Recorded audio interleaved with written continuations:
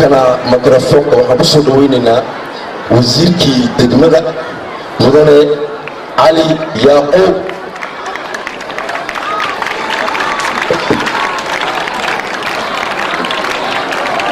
فرنجو سكين ليري هاي انت بعد افكي هو يوصل غدنا. Monsieur le président du conseil régional d'Alisselier, Monsieur le préfet d'Alisselier, Mesdames et Messieurs les conseillers, Monsieur le chef de corps des forces armées, Mesdames et Messieurs le député d'Alisselier, chers frères et sœurs Assel Djoud et Bani Djoud, permettez-moi tout d'abord de transmettre les salutations fraternelles et chaleureuses du président de la République, son Excellence Ismaël Marguerite, et ceux de la première dame, Madame Khadra Mahamoud Haïb, à l'occasion de la commémoration du 35e anniversaire de l'indépendance nationale.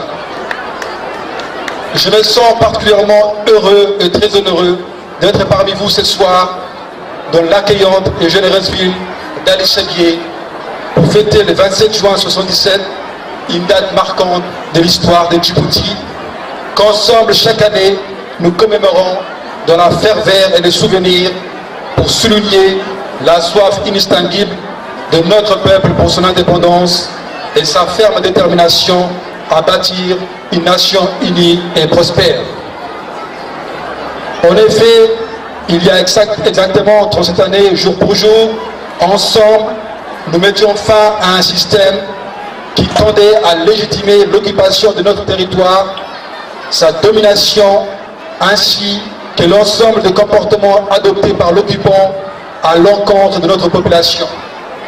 Le 27 juin est pour nous Djiboutiens un jour de commémoration, de réjouissance, de cohésion et de remobilisation.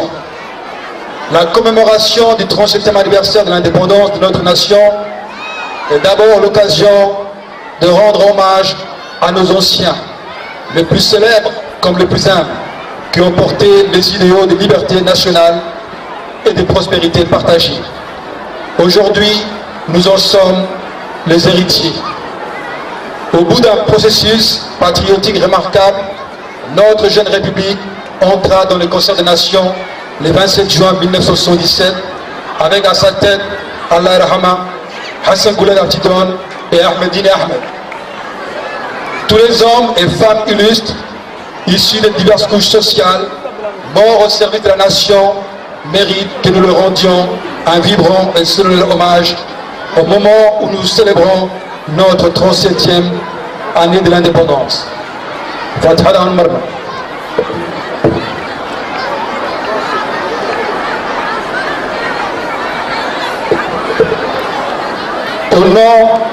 En votre nom, je leur exprime une reconnaissance infinie, notre respect, notre amour filial, ainsi que notre volonté de reprendre le flambeau que nous ont légué pour poursuivre l'œuvre de construction nationale en le portant vers de nouveaux sommets. Mes chers compatriotes, à l'occasion de cet anniversaire, nous nous réjouissons d'être une fois de plus unis et en paix. Notre époque voit dans le monde beaucoup de pays se déchirer. Par la grâce d'Allah, notre pays est épargné de ces maux. Une fois de plus, nous pouvons célébrer dans l'unité et la fraternité la force des liens qui nous rassemblent et qui font de nous un grand peuple. Mes chers compatriotes, rappelez-nous en ce jour de communion nationale que notre cohésion fait notre force et bien sûr notre grandeur. Nous sommes les légataires d'un formidable patrimoine culturel et écologique qui est un joyau pour l'humanité. Aujourd'hui, nous sommes porteurs d'une ambition, celle de l'émergence, qui nous amènera dans une décennie prochaine à jouer un rôle prépondérant sur la scène africaine et mondiale. Pour toutes ces raisons, nous devons en ce 27 juin lancer un nouvel appel au sursaut national et à la mobilisation des forces vives de la nation pour réaffirmer avec force et détermination notre ambition collective. La fête nationale, c'est aussi et surtout celle des forces de défense et de sécurité. Leur sens républicain du devoir et leur engagement patriotique doivent continuellement se renforcer pour plus d'efficacité dans l'accomplissement de leur mission régalienne. Grâce à leur professionnalisme et dévouement, nos forces de sécurité ont pris les mesures nécessaires dès le déclenchement du lâche attentat qui a endeuillé notre pays. Les auteurs de cet acte criminel et leurs complices ont été identifiés. Les coupables ont été traduits devant la justice pour subir toute la rigueur de la loi. La sécurité étant l'affaire de tous, comme l'a rappelé le préfet, tous les Djiboutiens doivent collaborer avec les forces de sécurité pour combattre le terrorisme et l'éradiquer totalement de notre pays. L'ambition du gouvernement, conformément à la feuille de route fixée par le président de la République, son Excellence Ismaël Manguélé, est de faire de Djibouti un pays émergent à l'horizon 2020. Un pays prospère, plein d'opportunités pour tous ses enfants, quelle que soit leur origine sociale. Vous nous avez accordé votre confiance pour réaliser cette vision. C'est une responsabilité qui ne souffre d'aucun relâchement ni d'aucune compromission. Avec l'aide d'Allah et votre soutien total, nous tiendrons cet engagement. Mes chers compatriotes, les bases d'une transformation socio-économique positive de notre pays ont d'ores et déjà été solidement posées. En près d'une dizaine d'années, de nombreuses graines du changement ont été sémées. Dans son processus de transformation, notre pays se présente aujourd'hui comme un chantier multiforme, une économie nouvelle qui s'appuie sur une stratégie, des projets, des programmes et des réalisations. Dans le cadre de la réforme de l'administration, le président de la République a fait procéder à la valorisation du statut de magistrat, des enseignants de l'université, des chercheurs, du CERN, du personnel de la santé, en vue de confirmer le rôle moteur de l'homme dans le développement de notre pays. Ainsi, afin de stopper le départ à l'étranger de nos jeunes hautement qualifiés, le chef de l'État a ordonné la mise en œuvre de mesures administratives destinées à accroître la valeur des métiers des ingénieurs dans le secteur de l'énergie et des mines. Par exemple, la rémunération est passée de 80 000 francs Djibouti à 250 000 francs Djibouti. En outre, les bas salaires de la convention collective ont été rehaussés substantiellement. Par exemple, le salaire des gardiens est actuellement de 35 000 francs Djibouti au lieu de 15 000 francs Djibouti. Mes chers compatriotes, la violence n'est pas inhérente à notre religion, qui est une religion de paix et de fraternité. En effet, nous avons eu de tout temps à Djibouti une tradition religieuse qui a favorisé l'entraide, l'altruisme et la compassion. Ceux qui s'obstinent aujourd'hui à manipuler la politique et la société par les religieux font tout simplement fausse route. En effet, ces derniers temps, le fondamentalisme que prônent certains a des répercussions inquiétantes sur notre société parce qu'il entrave le déploiement d'une culture démocratique et soutient le développement des pratiques dictatoriales. Il faut savoir que lorsqu'on se détourne de l'exercice de nos responsabilités citoyennes pour se remettre à des chefs de tous ordres, on cultive un terreau propice à l'extrémisme religieux. Mes chers compatriotes, le tribalisme constitue un péril majeur pour l'unité nationale et un frein au développement et à la prospérité du pays. Il est primordial que nous prenions tous conscience des effets néfastes de ces phénomènes et que nous réduisions ces fléaux dans des proportions qui le rendent inoffensif. La lutte contre ces phénomènes devra être permanente. Ce n'est pas l'affaire d'un individu, d'un jour ou d'une génération, mais quand le problème est correctement posé et que des solutions raisonnables et réalistes proposées, alors le chemin du succès et de la fraternité est tout tracé. Gardons toujours à l'esprit que les atroces et terribles souffrances du peuple somalien ont pour cause le tribalisme et l'extrémisme religieux. Mes chers compatriotes, le changement socio-économique aujourd'hui est perceptible et vécu dans divers domaines de notre vie quotidienne. Nous développons nos infrastructures portuaires, ferroviaires et énergétiques. En effet, le ministère de l'Énergie chargé des ressources naturelles, dont j'ai la charge, travaille sur l'exécution d'un véritable programme national énergétique pour que notre pays puisse atteindre dans un avenir très proche son indépendance énergétique basée sur les énergies renouvelables, en vue de mettre à la disposition des Djiboutiens et des Djiboutiennes une énergie abondante, à bon prix et surtout accessible sur l'ensemble du territoire national. Conformément à la vision du président de la République, son Excellence Ismaël Omar Guelleh, Djibouti ambitionne de devenir le premier pays africain qui exploite une énergie 100% verte à l'horizon 2020. Pour y arriver, nous avons mis en place un processus et défini des priorités. Aujourd'hui, la première priorité de notre programme de développement énergétique s'appelle la géothermie. En raison d'un potentiel géothermique important, Djibouti a estimé à plus de 1000 MW son potentiel.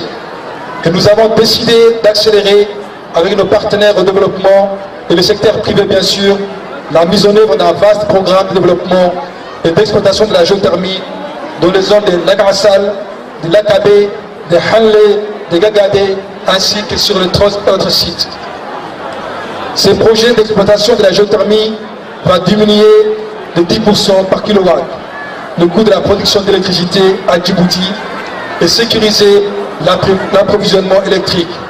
Le remplacement des centrales thermiques de Blue House par la géothermie permettra à notre pays d'économiser 57 millions de dollars.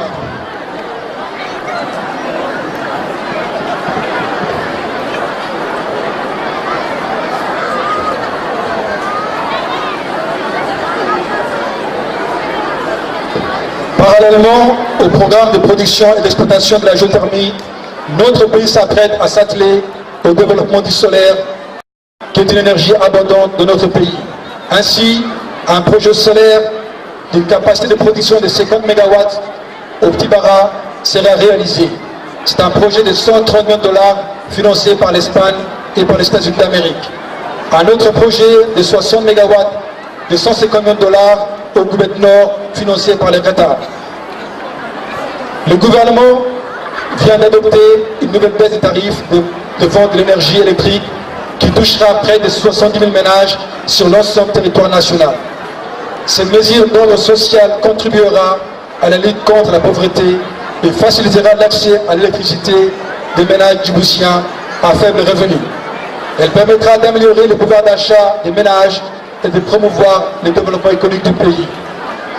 Par ailleurs, ce projet de réduction du prix prévoit également la mise en place de mesures incitatives pour permettre l'accès à l'électricité aux ménages à revenus modestes qui ne disposent pas des ressources financières suffisantes pour payer le coût du branchement et qui sera étalé sur 84 mois.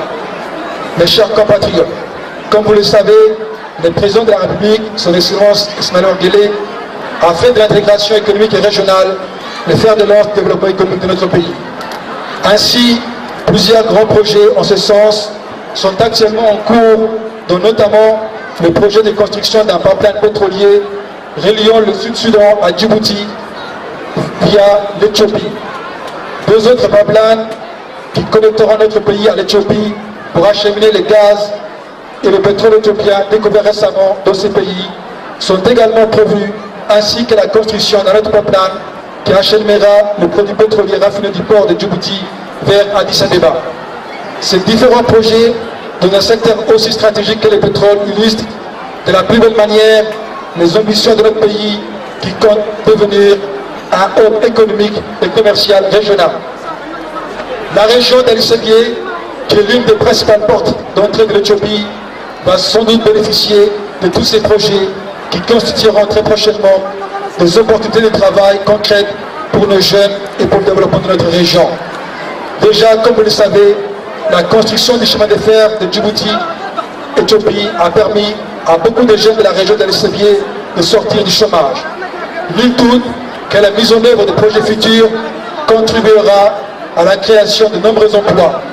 Il vous appartient, à vous, jeunes d'El-Sevier, de vous préparer pour acquérir les profils exigés pour les emplois à venir. Vive la République Djibouti, vive le président de la République, Vive la région d'Al-Sabieh.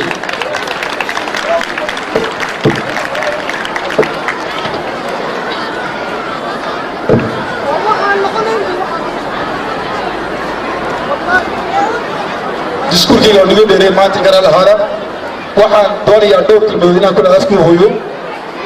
Horta tawaran waxaan soo gaarsiiyay salaan tii madaxweynaha iyo marwada koowaad oo yiri casho jooga biyo jooga caawa nagu salaam. madaxweynuhu mar walba niyadda ayuu ku hayaa degmadeena. waxaan jecel lahay idinkuna sidoo ni jecel yahay inaad mar walba u soo dhawaysiin.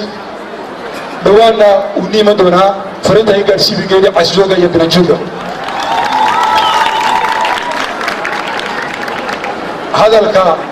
hadalka ninka badiyana mu dhammayn ka yareeyna kamu tegin. waxaan doonayaa inaan mid aan ku noqdo. cumar haddeer wuxuu ka hadlay firfircoonida iyo kartida ay leeyihiin dhallinyarta Al-Sabieh. wuxuu ka hadlay baaga série scientifique saddex dhallinyar reer Al-Sabieh ee motion très bien keentay ayuu ka hadlay. markuu sidaa u ogaadaba cumar baa soo sheegay. aniguna caawa waxaan doonaa surprise inaan u sameeyo. saddex ordinateur portable ayaan u sidaa oo beritoona subaxa gacanta gelinaya. waxay ka dhigan tahay marka tartan la galayo mar walba halka hore iyaan istaagnaa. laakiinse nasiib darro baryahan dambe iyo qoloqolaa ayaa soo dhex gashay degmadeenna. daanu waxaan leeyahay qabiil iyo qolo isma qaadi karaan. soomaaliya wax burburiyey waa qoloqolo. qolana qolo kama sarayso. hadday qolo ka sarayso qolo kaleetiye soomaaliya qolaa maanta xakuma lahayd. ilaa maanta waxa u degi leedahay waa qoloqolo weeyaan. kolkaa qoloqolada aan iska ilaalino, qaranka adkayno, qabiilkana aan la dagaalano. sidaa ayaa assalaamu calaykum waraxmatullahi wabarakaatu.